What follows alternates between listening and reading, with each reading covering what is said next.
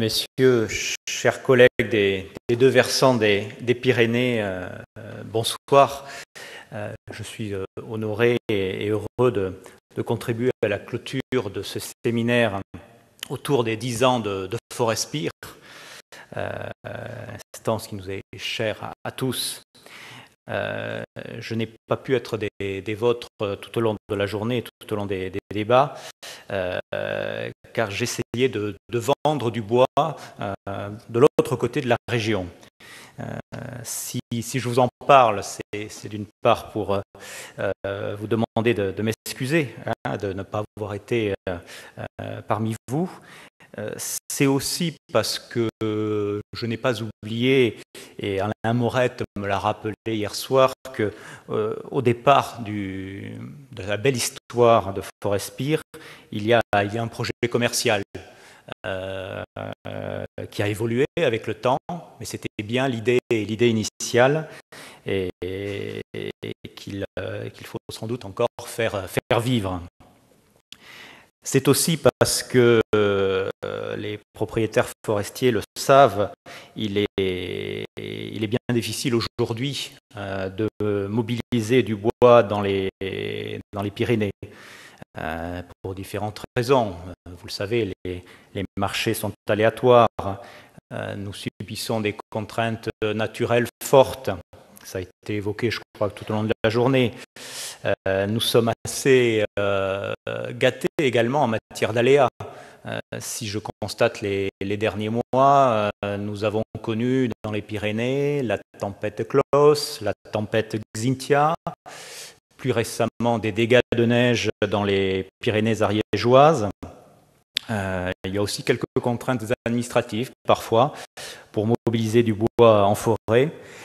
Donc les propriétaires savent bien que si le bois ne peut pas être mobilisé, ne peut pas être vendu, c'est toute la gestion qui est en jeu,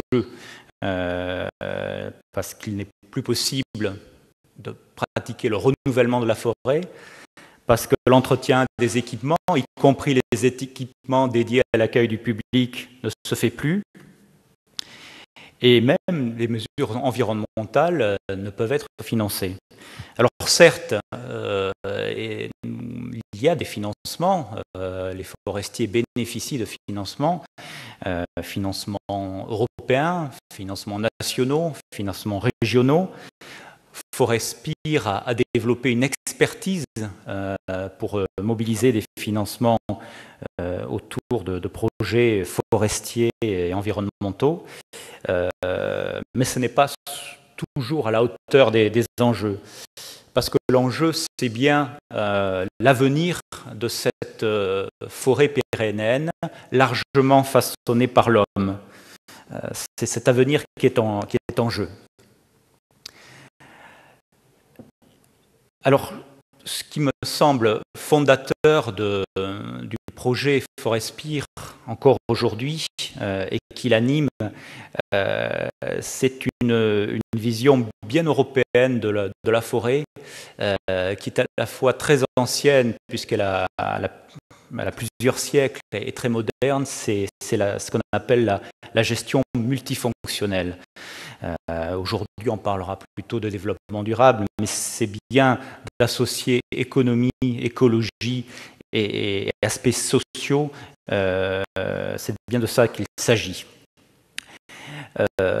Cette gestion multifonctionnelle, elle est au cœur du projet Forespire, je le disais, et c'est celle qui nous réunit, qui réunit aussi bien les propriétaires publics, les propriétaires privés, les acteurs économiques de la filière, et j'insiste et j'appelle vraiment de mes voeux pour que leur retour soit massif. Je salue l'interprofession ici présente.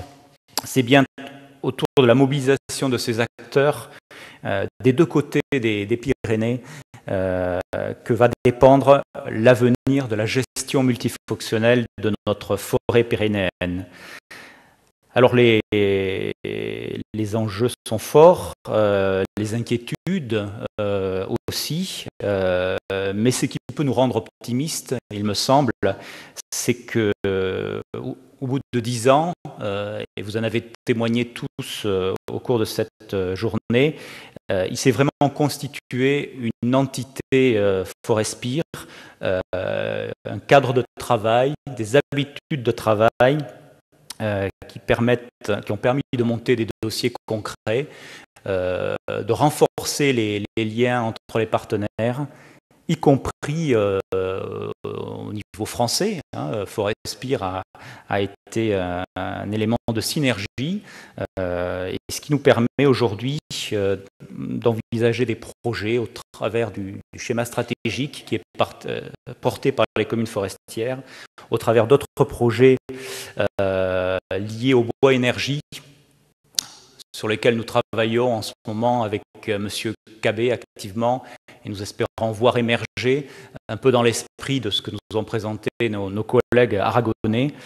Donc malgré les difficultés, malgré les obstacles qui se présentent à nous, forestiers pyrénéens, dans la mesure où nous restons fidèles à cette conception de forêt multifonctionnelle, et en nous appuyant sur nos si bels instruments que Forespire, je pense que nous pouvons être optimistes pour les 10 ans à venir, et bien au-delà.